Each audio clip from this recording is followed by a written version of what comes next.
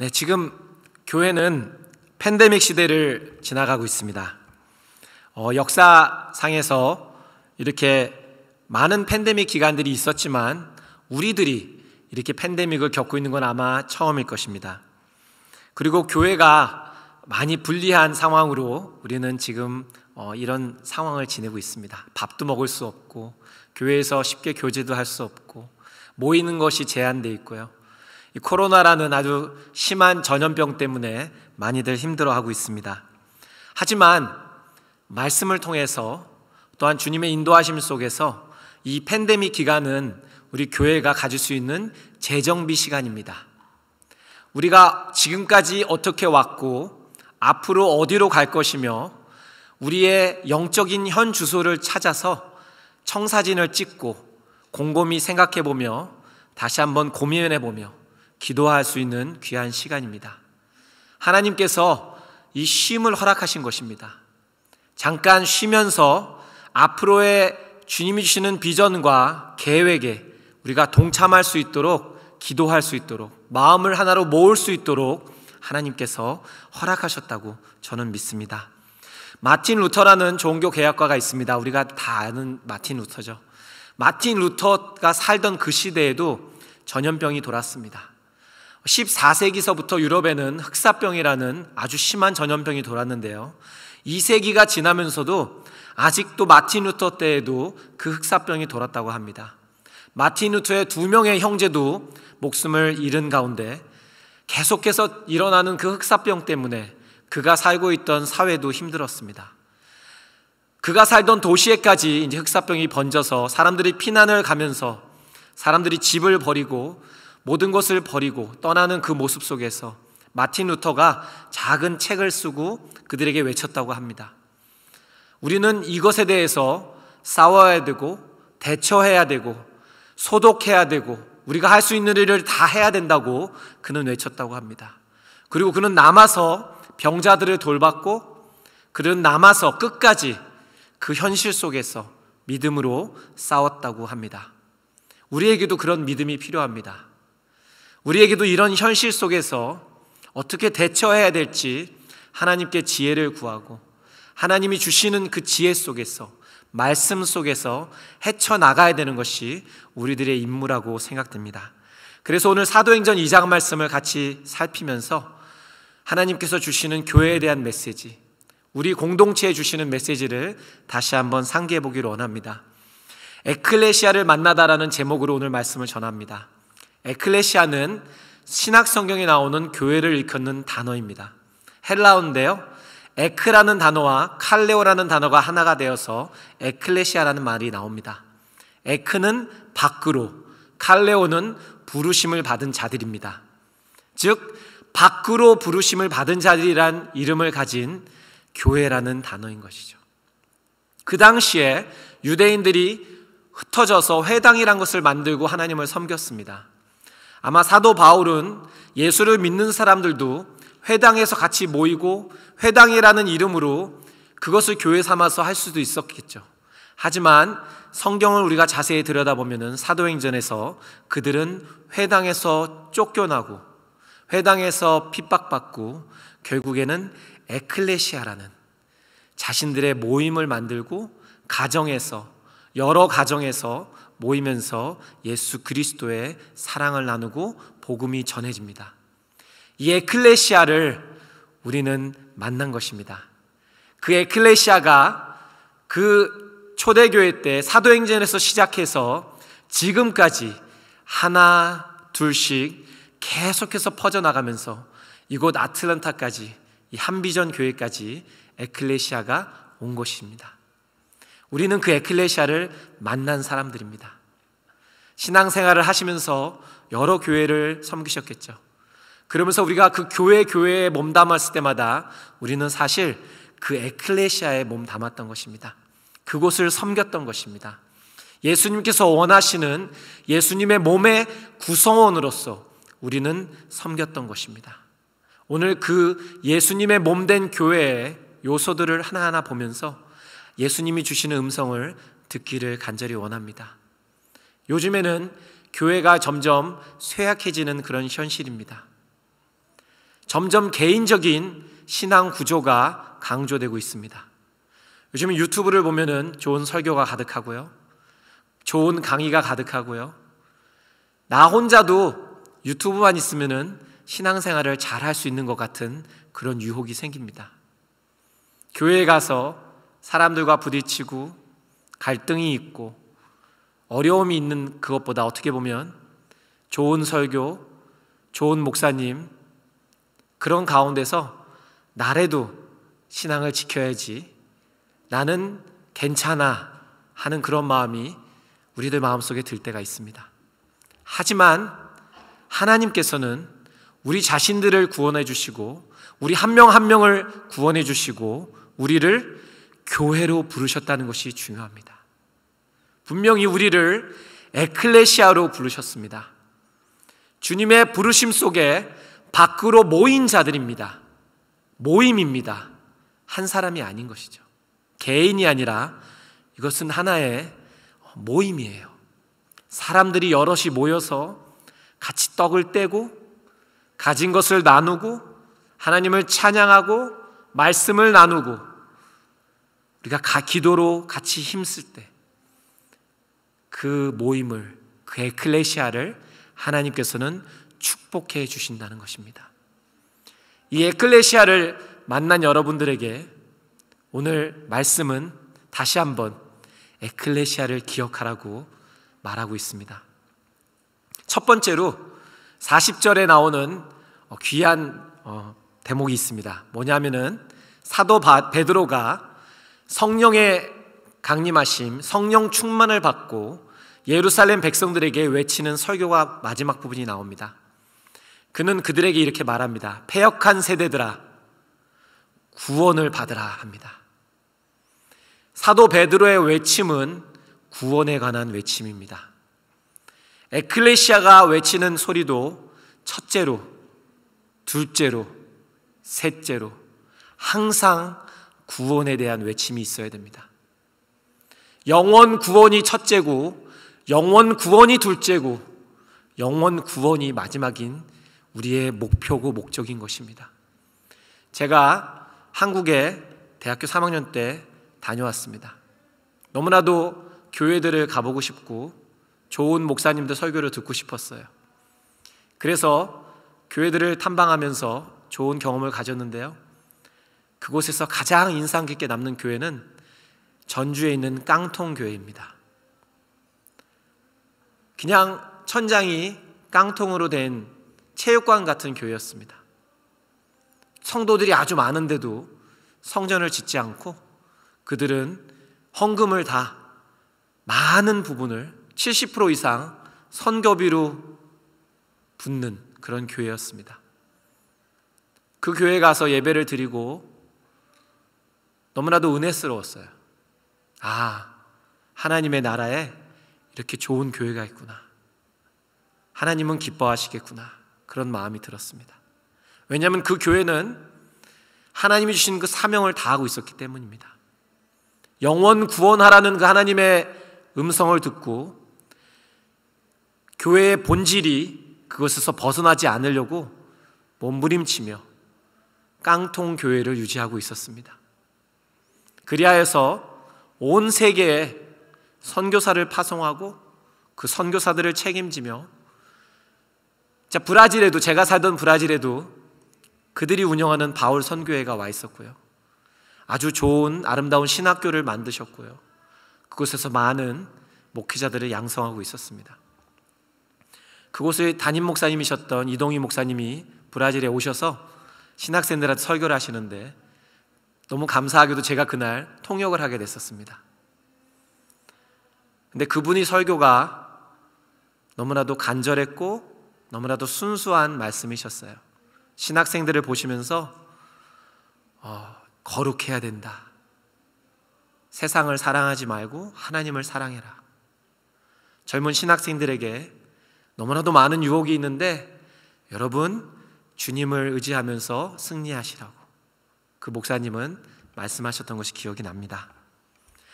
첫째는 영원 구원이고요, 그리고 오늘 본문을 우리가 자세히 들여다보면은 세 가지 계속해서 중요하다고 계속해서 우리들에게 말해주는 것이 나옵니다.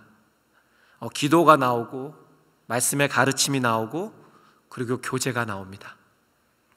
그들은 오로지 기도와 말씀의 가르침에 올인했습니다. 오로지 확고했다는 것이죠. 다른 것을 뒤돌아보지 않고 그것을 향해서 전진했습니다. 왜냐하면 영적 싸움이죠. 영적으로 살아야 되기 때문입니다. 이 팬데믹 시대에 우리가 해이해질 수 있습니다. 교회에 나오지도 못할 때도 많았고요. 우리가 교회에서 하는 귀한 사역에도 동참할 수 없고요. 자꾸만 다른 것 생각하게 되고 다른 것에 시간 뺏길 때가 너무나도 많습니다. 하지만 우리가 오늘 말씀을 묵상하면서 초대교회가, 초대 에클레시아가 오로지 주님의 말씀과 기도에 힘썼다. 이것이 우리의 마음을 다시 한번 움직여야 됩니다. 오로지 기도와 말씀입니다. 다른 것이 없습니다. 우리가 다른 것으로 뒤를 돌아본다면, 다른 것에 한눈을 판다면 우리의 영적인 상태는 흔들릴 수밖에 없어요. 우리 교회는 흔들릴 수밖에 없습니다. 우리 가정도 흔들릴 수밖에 없습니다. 하지만 오늘 본문은 분명히 말합니다. 그들은 오로지 기도와 말씀에 힘썼습니다. 사도들은 가르치는데 성도들은 같이 듣고 기도하는데 힘쓴 것입니다. 오늘 말씀에서 우리는 에클레시아를 만날 수 있습니다. 어떤 에클레시아입니까? 말씀과 기도에 오로지 힘쓰는 에클레시아입니다. 두 번째로 우리가 만날 수 있는 에클레시아의 모습은 교제하고 나눴던 에클레시아입니다. 오늘 말씀을 묵상하는데 주님께서 이 부분을 계속해서 강조해 주셨습니다. 교회에 나올 때 어떤 마음으로 우리가 나오나요? 불편하고 힘들고 어쩔 때는 귀찮기도 하죠. 하나님은 만나고 예수님은 좋은데 뭐가 힘듭니까? 많은 경우에 인간관계가 우리들을 힘들게 합니다. 하지만 오늘 본문은 분명히 말해주는 것이 있습니다. 그들이 그냥 교제하고 그냥 나눈 것이 아니에요. 날마다 모였다고 합니다. 다 함께 나누었다고 합니다. 이 표현이 우리에게 감동을 줍니다. 날마다 또 다 함께 나누고 교제하고 그 안에서 그들은 에클레시아를 이루었던 것입니다. 우리에게도 그런 날들이 있었습니다. 우리에게도 그런 마음이 꼭 있었습니다. 그러나 조금씩 힘들고 지치고 할 때가 있죠.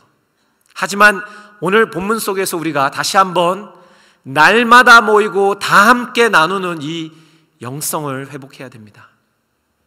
하나님께서는 에클레시아를 허락하시고 우리에게 이 축복을 주신 것입니다. 날마다 모였을 때의 기쁨, 다 함께 나눴을 때의 감동,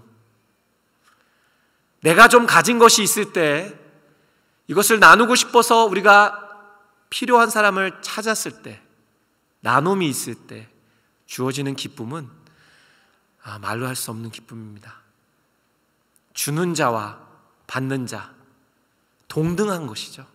왜냐하면 주님의 것이기 때문에, 주님의 몸이기 때문에 한 지체가 다른 지체를 염려하고 돌보는 일은 당연한 것입니다. 하나님의 교회가, 하나님의 은혜가 흘러넘치는 교회가 이런 교회인 것입니다. 우리는 이 사도행전 2장에 나오는 교회의 사진을 찍어야 됩니다. 날마다 모여서 기뻐하는 사진을 찍어서 마음속에 간직하고 다 함께 나누는 그 사진을 찍어서 우리 핸드폰에 놓고 보면서 살아야 됩니다. 잊지 않게. 우리는 너무나도 이기적일 때가 많고 너무나도 나만 예수님 잘 믿으면 된다고 하는 생각으로 강할 때가 있습니다. 하지만 사도행전 2장이 보여주고 계속해서 사도행전에 나오는 교회의 모습은, 에클레시아의 모습은 개인적이지 않고 그들의 모임과 그들의 같이 있을 때, 모였을 때, 다 함께 나눴을 때 일어나는 역사들의 장들인 것입니다. 제가 우리 한비전교회 와서 너무나도 감사한 것이 많습니다. 너무나도 반겨주시는, 웃어주시는 얼굴들이 많으시고요. 등을 두드려 주시고 서로를 위로해 주시고 아껴주시는 모습들이 많이 보입니다. 구석구석에서 헌신하시고 봉사하시면서 힘들어하는 얼굴보다 기뻐하시는 얼굴들이 얼마나 많은지 감사합니다. 기도로 또한 사역으로 이민생활 힘들 때인데 그래도 교회를 아름답게 섬기시는 모습들이 너무나도 보기 좋고 하나님께 영광을 돌립니다. 어머님들이 교회를 위해서 기도하시고요. 또한 이번에는 한글학교를 위해서 봉사하십니다. EM들을 위해서 EM 예배 때 나오셔서 아이들을 봐주시기도 하시고요. 또한 우리 EM 청년들은 우리 어린아이들을 섬기고 항상 기쁜 마음으로 교회를 섬기고 있어요. 이렇게 서로 돕고 서로 보살피고 서로 따뜻하게 대하는 이 모습 속에서 하나님은 기뻐하십니다. 그리고 우리는 은혜를 받고 우리는 하나님의 사랑을 깨달으며 에클레시아를 또 이루어가는 것입니다. 우리는 에클레시아를 만난 사람들입니다. 에클레시아를 또한 지켜나가는 사람들입니다. 이런 귀한 예배 속에, 이런 귀한 찬양과 경배가 있는 예배 속에 하나님께서 은혜로 보답해 주시고 또한 하나님의 그 생명의 호흡이 우리 모두에게 전해질 때 우리는 이 예배를 통해서 새로운 힘을 얻고 소망을 얻고 우리의 삶으로 다시 돌아가서 우리 삶 속에서 전도하며 선교하며 섬기며 에클레시아를 계속 살아나가는 것입니다. 그리고 우리 교회가 너무 감사한 것은 선교 현장에 뛰어든 교회라는 것입니다. 선교사님들이 이곳에 오셔서 말씀을 전하시고 하시는 일들을 우리들과 나누실 때 큰 은혜가 있음을 저는 보았습니다. 그리고 목장마다 선교사님들을 보살피시고 또한 보내는 선교사로 섬기시는 것을 보면서 너무나도 그것도 감사하고 너무나도 좋아요. 영원 구원의 그 포커스를 잊어버리면 안 됩니다. 그것을 잊어버리는 순간에 우리는 하나님이 원하시는 그 사명을 잃어버리게 되기 때문입니다. 이 에클레시아는 분명히 주님의 것이고 이 에클레시아는 분명히 하나님께 영광 돌리는 곳입니다. 완벽하지 않은 사람들이 모였지만 온전하신 하나님의 뜻이 있기에 그 나라를 구하는 곳이기에 이곳은 거룩해지는 것입니다. 우리는 완벽하지 않지만 완벽하신 하나님을 우리는 찬양하는 사람들입니다. 그런 하나님께서는 우리를 보시고 거룩한 성도라고 불러주십니다.